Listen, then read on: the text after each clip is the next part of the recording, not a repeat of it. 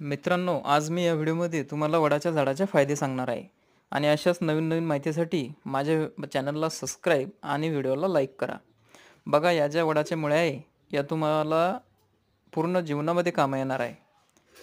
कारण की या वडाच्या मुळ्या जर तुमच्या दातातून हिरड्यातून रक्त येत असेल किंवा तुमचे दात ठणकत असेल, पिवळे पडत असेल किंवा एखाद्याला गुटखा खाण्याची आदत असेल, तर त्याच्या दाताचे पिवळेपणा, हिरड्यातून रक्त येणं किंवा तोंड आलेलं असेल तुमचं, तर त्याच्यासाठी सुद्धा खूप गुणकारी ठरणार आहे.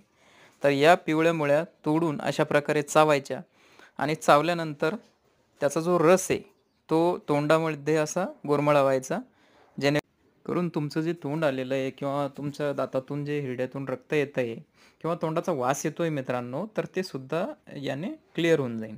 तुम्हाला बऱ्याच प्रकारे याचा फरक जाणवून आणि एखादी थंडी वस्तू खाताना सुद्धा तुम्हाला दाताला ठणक बसणार नाही. धन्यवाद.